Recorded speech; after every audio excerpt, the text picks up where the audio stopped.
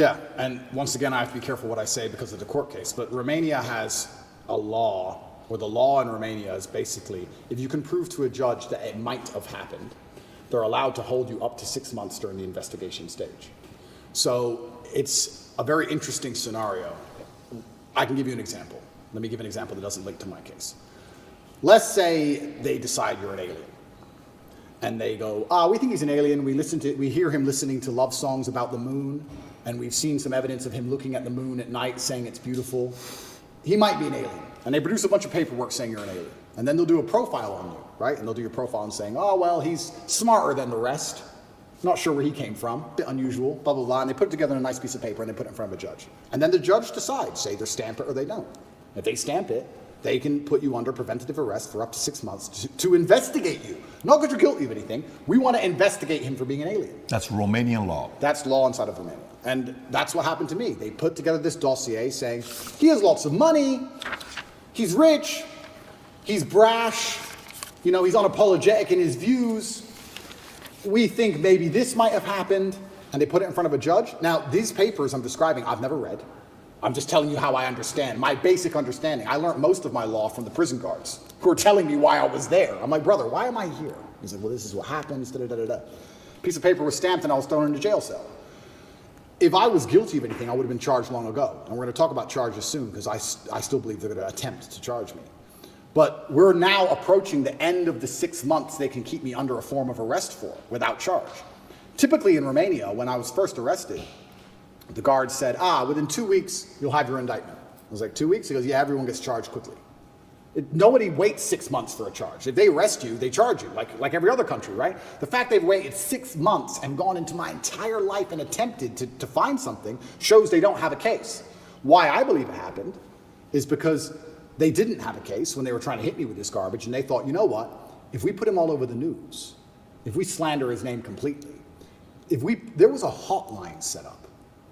If you're a girl who's been hurt by Andrew Tate, call this number in the UK. A hotline. So they were attempting to use the media to find what they wanted. Nobody came to them and said this has happened. Nobody has any proof of any crime. They were saying, we want to find evidence he's done something. So let's put him all over the news. Let's put him in a jail cell. Let's make all the girls feel safe because he's in jail. And let's put him all over the news and say he's terrible. And then let's say, anybody who's been hurt by Andrew, call here. And let's call everyone who knows him and say, hey, if you have a bad story by Andrew, we have money for you. And let's call everybody and let's find somebody who will take the stand and put this guy in jail. And they found nobody. The overview of my case, the very simple overview is as follows. 2 American girls came to visit in April last year. Their boyfriends caught them at our house, because our house is quite distinctive, from an Instagram story. They said to their boyfriends, we don't want to be here, we have to be, and blocked their boyfriends. Their boyfriends called the cops. Cops called the American embassy saying Americans are being held. Police ran in. Now, I have no problem with the police investigating something like that. I think it'd be a terrible country where people call and say there's a kidnap of American citizens and they don't investigate. Sure, come. Cops ran in, realized it was all garbage. The girls instantly flew to Marbella to party, so they've gone. They let me go from the police station the same day. That was the beginning of this human trafficking thing. Case should close any minute now, right? There's no case, there's nothing. Months go by, months go by, months go by, case file's empty, nothing's happening. My lawyer's saying, when are we gonna close this case file? Like, yeah, we're just waiting for some papers, we're gonna close it, we're gonna close it, we're gonna close it. Around the time I was canceled, things started appearing in the case file again. They start spying on me again. Very interesting that it happened around that time. I don't know if they understood that I wasn't protected by the political class of the USA. I don't know what happened. They started to build this case, and they spied on me for all of these months, spending millions of euros, spying on me everywhere I went, trying to find evidence of a crime. Eventually, they get to the end of their legal limit to spy on me, and they don't have any crime. They don't have anything. So then what they did is, they took 2 of my friends who have TikTok accounts, 2 girls, and said, Andrew's forcing these girls to make TikTok. This is the case. These 2 girls are the ones on the news saying, we're not victims, this is garbage. And they threw me in jail. That's the case. And they said, he's a human trafficker. Who else is he human trafficked? And they put it all over the news, and they've been trying to find somebody else ever since, and they can't find anybody. That's the case. The 2 girls who made TikToks. And those girls are on the news saying, we're not victims, we've told the police we're not victims, we've given statements in Andrew's defense, and still they are ignoring it. They threatened to put those girls in jail. So they had to leave Romania.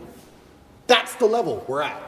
And they are trying to find anybody who will take a stand against me. So in my current court case, we have 2 Americans who lied, the ones who we have the conversations between them saying they're going to get an Oscar for lying to the police. We have the CCTV of them coming and going. We have their Uber records showing they can travel the country freely. We have their phone calls with their mother where they're saying, yeah, he didn't hurt me, and my boyfriend caught me. We have all of it. We have all the evidence. We have those 2, and then there's nobody else who could possibly even take the stand. If those 2 girls even come here to take the stand, which I doubt they would, they've got a brain, because they know they're going to get destroyed. And that's my upcoming legal case. And I'm sitting there going, well, there's surely no chance they're going to win this case. Why would they charge me? And the reason I still believe they're going to charge me is because imagine if they drop it now. Imagine if they just drop it now. We made it up. Oops, we made it up. They will make a martyr out of me. They'll make a hero of me. How could they charge you, though? Well, they're going to charge me because in Romania, there's no legal proof. There's no burden of legal proof to charge. They can charge you with empty pieces of paper. They can charge you whatever they want. A judge decides. So they can charge me with garbage, and they can put together a file of garbage, and they can send it to a judge, and they can make sure they can delay it here, delay it there, and long it out, and make sure a judge doesn't see it for a year and a half while I sit on remand. And then the judge can look at it and go, this is bullshit, and throw it away in a year and a half from now. That's what's going to happen. But why drop it now? If they're out to get me, if they're out to slander my name, if they're out to destroy my life, which is clearly what they're out to do, they're not out to save anybody from anything, they're not out to help anybody with anything, they're out to hurt me, why would they now drop it and let me be free? No, let's keep him for another year and a half locked in his house. Let's keep printing stories for another year and a half that he's a human trafficker. Let's make him go to a trial, and then a judge will throw it out. Because I don't believe, as high level as this Matrix attack is, I still don't believe a Romanian judge is going to put me in jail with the dossiers. I've seen it. It's garbage. I don't think I'm going to end up in jail. But it's just taking years of my life, damaging my influence, having bad things to say about me, keeping me under control, keeping me locked in a house. That's all they want to do. They have no interest in the truth. There's no victims. There's no one to take the stand. You were going to say something. Yeah, follow-ups on that if you want to go there. The 6 months, it's 6 months coming up right now. It's coming up June 29th, I believe? Correct. Okay, you put out a tweet recently. You said the 6-month time limit is running out, right? There's 0 evidence against me unless they invent something against me, right? Yeah. And then you ask a poll. You said if they charge me with an empty bullet and it still takes a year to beat it and it allows them to save face, they're hoping that the world will basically forget about all this. Yeah. What do you think they will do? And you gave people 3 options. Option 1, let me go. Option 2, charge me with no evidence. Option 3, invent and frame attempt. The results were 38% let me go, right? 35% invent and frame attempt. And option 2, in third place, charge me with no evidence, 27%. So 38%, 35%, 27%. So basically, it's pretty even. So what do you think is going to happen here? The 38% of people who think they're going to let me go, I think are extremely naive. You don't make a song and dance this big and let the guy win. You can't make a song and dance this big and let me walk out as a hero. They didn't do this to make me a hero. Because that's what they've done. They've martyred me, right? I'm more famous and more respected than I've ever been. Because all they've done is prove everything I've ever said about the Matrix is true. I was crazy before this. Right? There's a degree of people who said, I like Tate, he says some smart things, but the Matrix, they're not after him. He's got delusions of grandeur. He thinks he's more important than he is. Then they proved me completely right. So they've solidified my fan base and given me millions and millions of more fans. They didn't do this to make me better or make me more influential. They didn't do this to put me in a better position. They did this to do the absolute opposite. So they're sitting there and realize that their attempt has failed. So you have to double down. If you start bluffing in poker, and the guy calls your bluff, you just bluff. You have to put some more money on the table. You can't lose now. Yeah. If you lose now, the game's over. They're in too deep. They're in too deep. They made an international song and dance, and they intended to make an international song and dance, and they took a gamble, and the gamble was simple. He's famous. He has enough sexual history. We will find somebody who's upset with him. We'll find an angry ex-girlfriend. We'll find a bitter girl. We'll find somebody who will take the stand and wreck him, and they failed because I'm not a bad person. I've had so many ex-girlfriends call me and email me and say, the police, I haven't heard from these girls for years. Police will not stop calling me. I said, why? Have you told them? I've told them they will not stop calling me. They ask if I can give a personality profile on me. What does that even mean? I thought this is Law and Order. Yeah. I thought this is a Korean personality profile. What garbage are they trying to just extract from people just so they can get enough pieces of paper in a file? Are those people going out and saying, I got a call from the cops, asking me questions about Tate, et cetera, et cetera? Are they going out? Well, the thing is this. Because a lot of these women I haven't known for a very long time, they're in a difficult situation, right? Because they're married now. They have new relationships, or they have children or whatever. They don't want to be known as Andrew Tate Sex. Their man certainly doesn't want that. It's not easy for them to now stand up and be my advocate, right? They send me an email. I'm like, look, I hope you're good, and this is unfair, and I hope you're good. But they don't want to get too involved in it, and I don't blame them. It'd be unfair for me to say, yeah, go and start telling them when you're her man may not even know she's my ex. Like, no man wants that. This could have been 5, 10, 15 years ago. Exactly. So, but nobody snitched on me. Nobody sold me out. Nobody. And I think the Matrix is extremely surprised by that. They can't believe it. So they start making people up. They can't believe it. Back to these results. If you're saying that the people who voted 38% let you go are naive, the other two options, charge you with no evidence and invent and frame you, what do you think is going to happen? I think there's too many eyes on it to truly frame me. I'd like to believe there's too many eyes on it for them to effectively frame me. I think if they were going to frame me, they would have done it by now. I'd like to believe. This helps me sleep at night. So I believe they're going to charge me with a very, very weak case with basically nothing in it. And the goal is just to keep me on house arrest for as long as they possibly can. Delay it, long it out, give the media reasons to lie about me for more years, keep me under control, keep me here under the threat. I go to sleep every night, every morning. I wake up instinctually at 5 a.m. because that's when they raid your house. I wake up at like 4:59. I just fucking shoot up because they busted my house 3 times now. It's not nice to have a bunch of men with guns bust in your house. It's not a nice experience. So every single morning I wake up expecting them to just turn up again with something else and drag me back to a prison cell. Who knows what? They'll just make it up. But the fact they made up this particular crime is because it's a hit piece and it's a slander on my reputation. If they would have done the same thing, let's say for tax evasion, would anyone care? No. Oh, rich guy didn't pay a piece of paper. No one cares. We have to hurt his name. Human trafficking. Think about that. I said this to the judge. How does it make sense? A man with no criminal record, who is financially successful, decides to begin to human traffic at 35 years of age. I have no financial motivation. It's clearly not my personality profile. I don't need money. Why have I begun to human traffic from nowhere? It doesn't even make any sense from a pure logical perspective. There's no motive to the crime. Who have I human trafficked? Who is the victim? There's no victims and there's no motive. And here I am on house arrest. It's insane. So yeah, it's genuinely intimidating. I don't know what's going to happen next. I believe they're going to try and charge me with the garbage they have. And I think what they're trying to do is just hang it over my head and keep me afraid. I want to ask you one more question regarding human trafficking, because this is a heinous charge, or Absolutely. allegedly. Absolutely. I mean, this is not lightweight stuff. You famously ran a webcam business. Correct. Perfectly legal. Yep. Nothing wrong with that. I mean, Yep. I can't tell you how many women are doing OnlyFans these days. Yep. Webcam business. Yep. How much of a reason was that a correlation for the human trafficking, the sex trafficking, the webcam business? How much did they correlate that to? Well, he must be human trafficking. He's running a webcam business. They've linked it ideologically, but nothing in the file has anything to do with that. And none of these 2 American girls had nothing to do with that. And the girls they've selected to become victims who do TikTok, who are not victims, had nothing to do with that. That was a long, long time ago. They're completely unrelated events. It's just they're using that as an ideological base. Well, he had the webcam business, so he's guilty of which is insane. So there's no correlation. Zero correlation. So they haven't even charged any of the webcam business Zero. to any of this. Zero. And what's crazy is... It's crazy, because people assume that, right? It's crazy because 1, it's not illegal, and 2, you can go drive down the high street of Romania. There's webcam studios it's one of the most popular businesses in the country. It's not even illegal. And that was a past life. You're talking about something that happened 10 years ago. It was that long ago? It was about 10 years ago, yeah. It was at the very beginning of it. The very beginning of the whole idea of that industry. So it's just an ideological attack. And I also, from the flip side, because I try very hard to not be emotional about things, and I try very hard to think of it purely, absolutely logically. And with brutal logic, although I'm unhappy with what's happened to me, with brutal logic, part of me can understand it. Because it would be unprofessional of me to be so emotional about my time in jail to not understand it. Now, when I say understand, I'm not saying it should have happened, and I'm not saying I'm guilty. What I am saying is, if I was an 85-year-old Romanian woman who's a judge, who doesn't speak English, and Andrew Tate walks in with his bald head and his muscles, and I look through the file and I see Ferrari, Aston Martin, Bugatti, Rimac, Kernenzeg, money, money, money, money, money, money.